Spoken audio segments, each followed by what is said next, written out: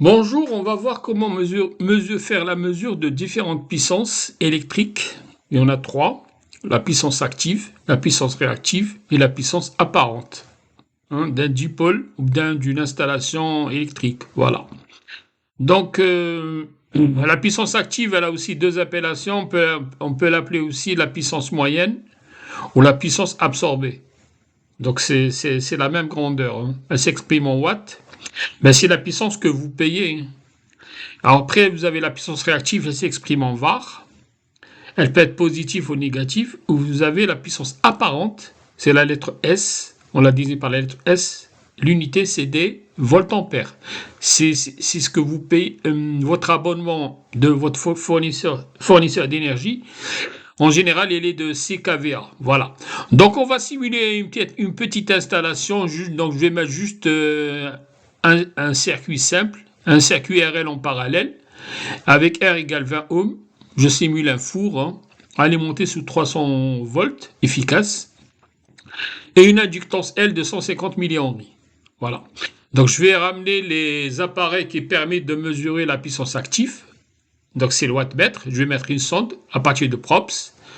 Et je ramène un varmètre monophasé. Ça permet de mesurer la puissance réactive. Faites attention, il faut changer la fréquence. Vous cliquez sur le varmètre, il faut mettre 50 Hz. Sinon, le calcul sera erroné, la mesure, hein.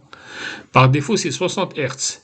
Et je ramène une autre sonde de mesure qui permet de mesurer deux grandeurs électriques, le facteur de puissance, PF, Power Factory, et la puissance apparente. Voilà, c'est marqué vert.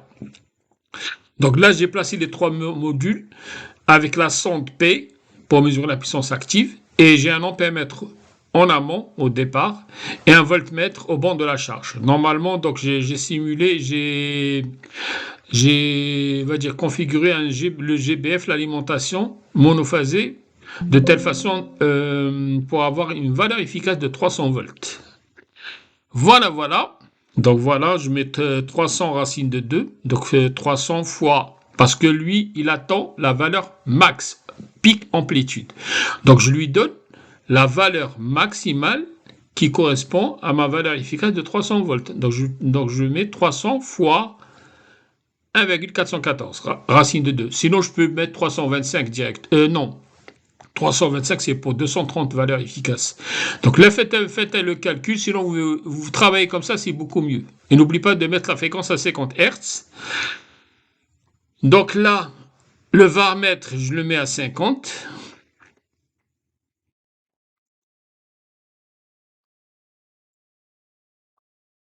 Voilà. Je mets l'inductance à 150 millihenries. La résistance, je l'ai mise à 20 ohms. Donc je tape juste 150 M, hein. Petit m minuscule, attention, parce que grand M, ça peut être méga. Donc voilà, je vais régler mes paramètres des simulations.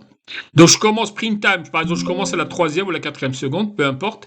Mais total time, je rajoute à 4 secondes 3 périodes. Une période c'est 0,02, 3 périodes ça fait 0,06. Voilà, donc ça fait 4,06.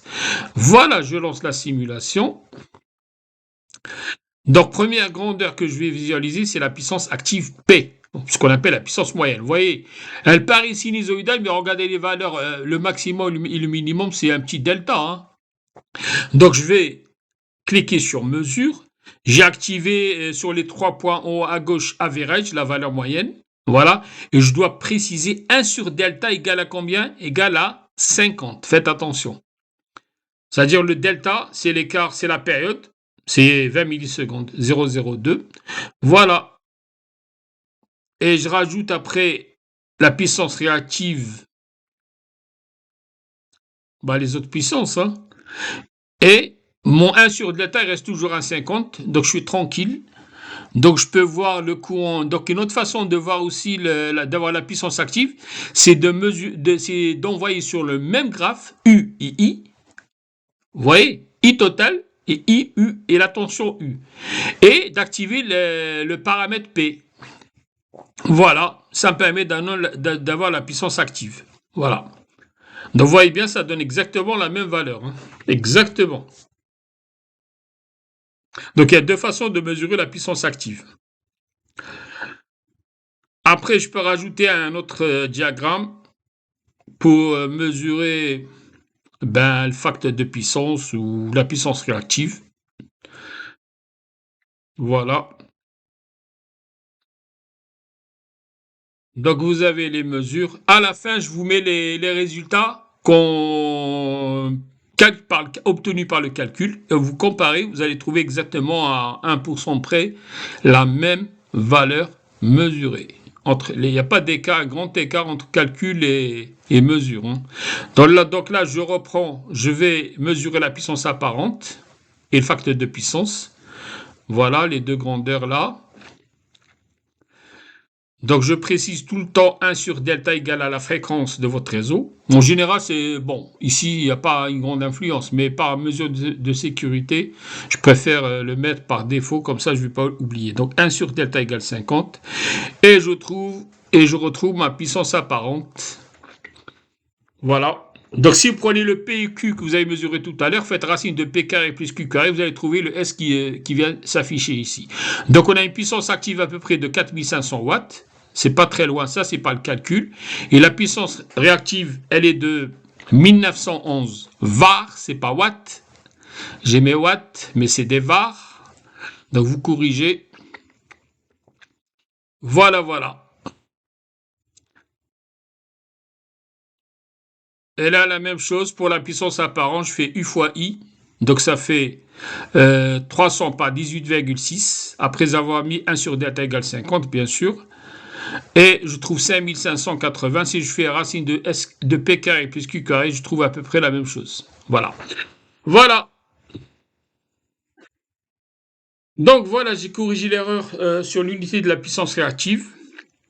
Donc vous pouvez vérifier par vous-même les calculs. Si vous avez des questions, vous pouvez me les poser, je répondrai avec plaisir. Voilà. S'il y a un détail qui vous échappe, il n'y a pas de souci. Merci.